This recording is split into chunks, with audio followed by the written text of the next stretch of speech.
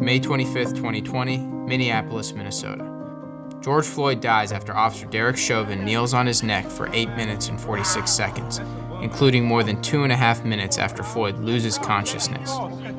Check his pulse, bro, check his pulse. Floyd's death sparks national outrage, protests, and riots calling for police accountability. But we've seen this before.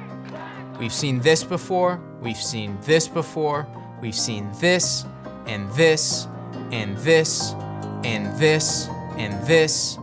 We have seen this before. Our question today is simple.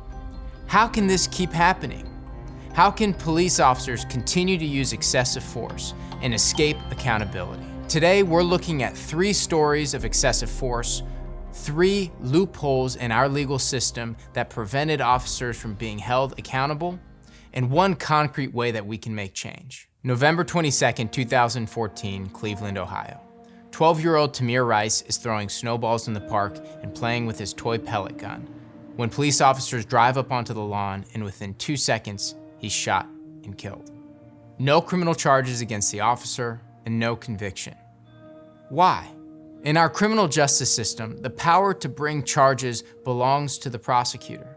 The prosecutor in many states who's publicly elected and colleagues with the same police officers that he is asked to charge. There are multiple layers of conflicts here.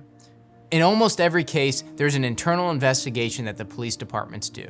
That means that they've got their own group of internal affairs that does an investigation to determine whether there's any internal repercussions for these officers. Well, the prosecutors then use that internal investigation, or maybe their own investigation, to then decide whether there are criminal charges. But it doesn't stop there, because the prosecutors only have the power to work with the same police officers in the same force that are being investigated.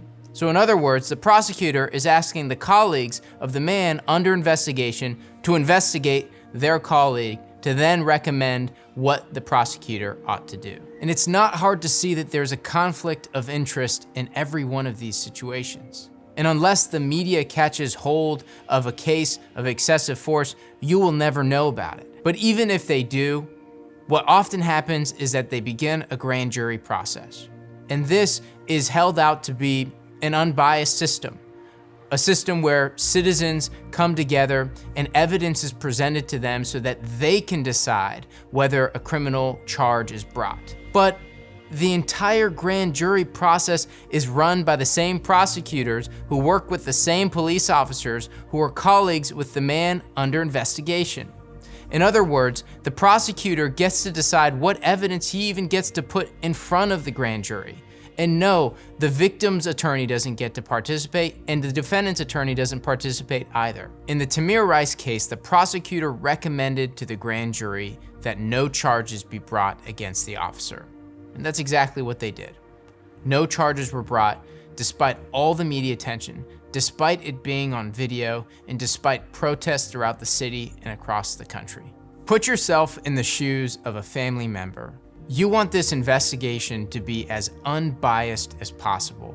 And when you learn of potential conflicts in the process, it's not difficult to understand why you may be discouraged or not trust the entire system.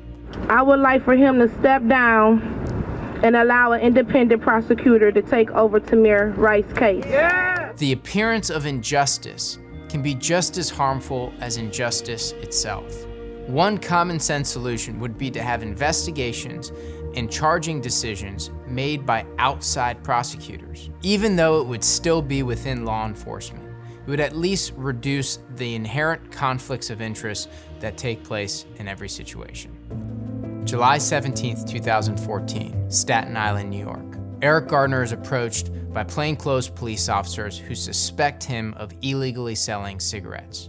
During the confrontation, one of the officers puts Eric in a chokehold, which results in his death. In October of 2014, Eric's family announced their intention to file a wrongful death lawsuit on his behalf. And within a year, they reach a settlement with the city of New York for $5.9 million. This sounds like a win. It sounds like the city is accepting responsibility, admitting that they're wrong, and while they can't bring Eric back, at least they're providing his family some form of compensation. but it's not so cut and dry. A settlement is not an admission of guilt. It's not an admission of responsibility. A settlement essentially makes it go away. So we don't have legal precedent and we don't have personal accountability. What most people don't know is that these officers aren't reaching into their own pockets to pay these settlements. These settlements are paid by the city or the county or even the insurance company for the city and the county. In other words, your taxpayer dollars are either paying these settlements or paying for the insurance company to pay these settlements. If your rich dad is paying your speeding tickets, are you really learning your lesson? And if the city is bailing out violent police officers, are they really learning theirs? We don't want to hear about any more settlements for excessive force. We want the excessive force to end. However, settlements have their place. If the rich dad had to pay for 10 speeding tickets for his son every year, eventually he's just gonna take away the damn keys. Until this ends, we need to continue holding cities responsible for the actions of their police officers and hit them where it hurts and make the money talk. If they keep having to pay these settlements, maybe someday they'll wake up, hire the right people, fire the bad ones, and train them all. March 24th, 2013, Phoenix City, Alabama. Kari Illich is a 25-year-old black man suspected of trespassing. He's acting erratically when police arrive. They tase him, cuff him, put him on his stomach. Additional police officers arrive, including a 385-pound officer. This officer puts his left knee in between Kari's shoulder blades, his right knee in the middle of his back, while the other officers cuff his legs and hog tie him. Kari is unarmed, but the police officer continues to kneel on his back until he goes limp, and he's later pronounced dead. In this case, no criminal charges were brought, so the family filed a civil lawsuit, which was dismissed because of something called qualified immunity. The Fourth Amendment protects you from the excessive force of a police officer, but that's in tension with qualified immunity, which protects police officers who use excessive force in unfamiliar situations. Let's use an example. On Monday, a police officer strangles you with his hands. You go to court, and the court decides that that use of force was excessive, but that he gets off the hook because nobody had ever strangled a citizen with their hands before. The law wasn't clearly established. The next Monday, the same police officer strangles you again, but this time by putting his boot on your throat. You go to court again. The court decides again that the use of force was excessive, but again, the police officer gets off the hook. It was clear that strangling somebody with your hands was unconstitutional, but it wasn't clear that strangling someone with your boot was unconstitutional. That's how absurdly specific qualified immunity has become. What happens is that people go to court and try to hold police officers accountable for specific uses of excessive force that have never happened before. And because they've never happened before, and a judge hasn't decided that it's excessive force, the officer gets off the hook because of qualified immunity. In Kari's case, there was another man before Kari that was hogtied and suffocated to death. In that case, the court didn't decide whether it was excessive or not because it wasn't clearly established. And so the court in Kari's case said the same thing. And because of that, the officers were afforded qualified immunity. Let's take this back to the George Floyd case. When it gets to court, this is gonna go one of two ways. What we saw on video was clearly wrong, it was clearly unconstitutional, and it was clearly excessive. But the court is gonna have to make its decision on qualified immunity based on precedent that clearly established what Derek Chauvin did in the particular way that he did it was unconstitutional. And if so, the case won't be dismissed and the Floyd family will likely get justice.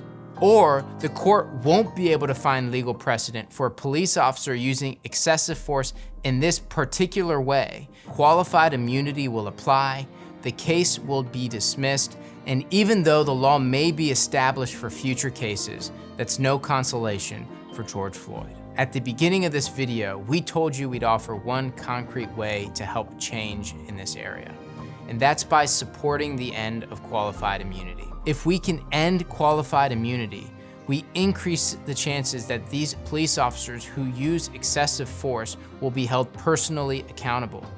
And by holding them personally accountable, we increase the odds that we're actually gonna affect change in policies and practices that can stop this altogether. And you have a part to play in that decision. Make your voices heard.